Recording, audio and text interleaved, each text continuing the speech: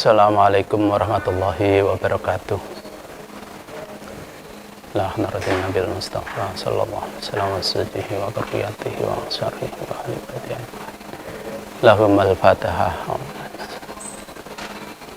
Sunanal ladzina an'amta 'alaihim ghairil maghdubi 'alaihim. Summa mu'allif hadzal kitab wa mu'assis hadzal ma'had wa man istama'a kitab. Lahum al-fatihah. Alhamdulillah nasyallana qadiyya. Alhamdulillah rabbil alamin. Sunanal ladzina an'amta 'alaihim ghairil maghdubi 'alaihim. Bismillahirrahmanirrahim. Wa yahrumu lan haram apa al mururu lewat fi ghairi ma ing dalem liyane barang dukira kang den tutur apa ma illa idza kana angin arikalane ana apa murur iku li furjatin krana benggangan fisofi ing dalem baris al mutaqaddimi kang ngarep apa sof. Ini juga masih kelanjutan dari yang kemarin, disebutkan bahwa pada saat garis besarnya saja, pada saat kita sholat, dianjurkan, disunatkan untuk memasang batas di depan sholat. Bentuknya yang macam-macam, sudah dijelaskan kemarin. Kemudian apabila kita sudah memasang batas, ada orang yang lewat di depan kita, maka hukumnya adalah haram. Apabila batas yang telah kita tentukan, kita buat itu sesuai dengan aturan.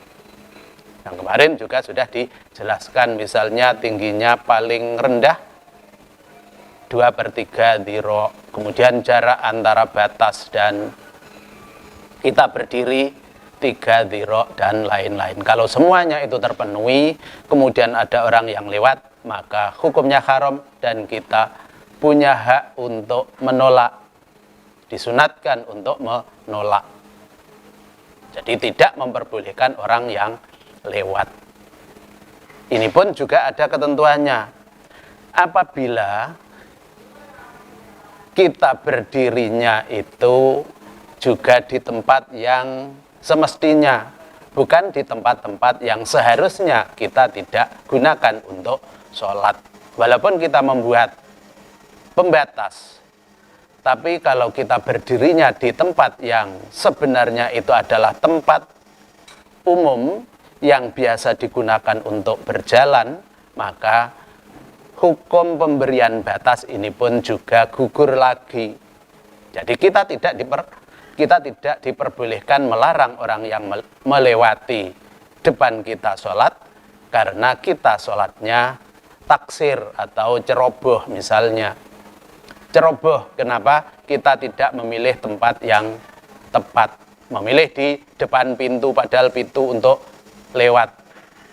Itu namanya taksir.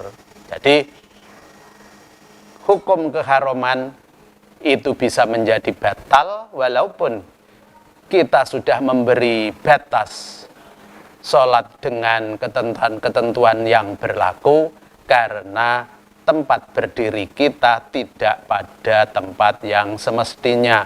Seharusnya bisa sholat di tempat yang lebih sepi, tapi kita justru malah bertempat di tempat yang banyak orang lewat. Makanya sudah menjadi tidak haram lagi dan pembatasnya juga gugur. Apabila, kembali yang ke awal lagi, dan apabila sudah terpenuhi syarat lagi, ini juga diperbolehkan lewat, illa idza kana al-furjatu fis-safil mutaqaddimi. Setelah kita diharamkan melewati ke orang-orang yang sholat, maka hukum ini juga gugur apabila di depan safnya sholat ada orang yang ada tempat yang kosong. Jadi diusahakan kalau kita berdiri dalam soft barisan sholat diusahakan jangan sampai ada tempat yang kosong yang sebenarnya bisa ditempati oleh orang yang sholat. Karena tempat kosong ini menjadikan hukum keharaman orang yang melewatinya menjadi halal lagi.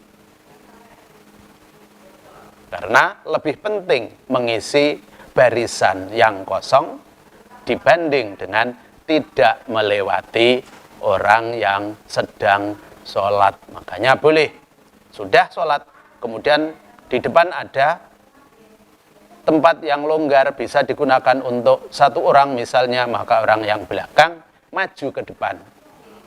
Walaupun sudah melewati orang-orang yang sudah sholat takbiratul ihram. Ini namanya sholat yang di belakang itu juga termasuk taksir, sudah ceroboh. Kenapa? Seharusnya ada seseorang yang maju ke depan terlebih dahulu untuk mengisi barisan yang depan yang masih kosong. Makanya menjadi gugur ketidak diperbolehkannya melewati. Falahu mongko iku wenang kedeman al-mururu utawi lewat baina yadail musolli ing dalem ngarepe wong kang salat. Liusolliya drapun salat sapa musolli fiha ing dalem furjah. Ini alasannya. Orang yang di luar boleh maju ke depan melewati orang-orang yang sudah sholat, sudah bertakbiratul ihram dengan tujuan mengisi shaf yang masih kosong. Di samping itu, seandainya itu tidak diisi, orang-orang yang belakangnya bagian yang longgar itu juga tidak mendapat fadilah jamaah. Karena fadilah jamaah bisa terpenuhi apabila shaf-shafnya penuh seluruhnya. Tidak berdiri seenaknya di tempat-tempat yang diinginkan, tidak. Harus diluruskan, harus rapat penuh semua, baru kita bisa mendapat fadilah jamaah. Kalau tidak mendapat fadilah jamaah ya sama dengan sholat sendirian. Makanya yang kosong itu tadi boleh diisi agar semua juga mendapat fadilah jamaah. Itu kepentingan mengisi bagian shaf yang masih longgar. Wa in ta'addadat senajan wawilangan apa al-sufufu piro-piro saf. Maksudnya di sini yang longgar itu di depan agak jauh. Kalau kita maju melewati beberapa shafnya orang yang sholat tidak masalah. Karena itu berfaedah juga bagi orang-orang yang di belakangnya. Yaitu tadi mendapatkan fadilah jamaah karena sudah diisi shaf yang masih kosong.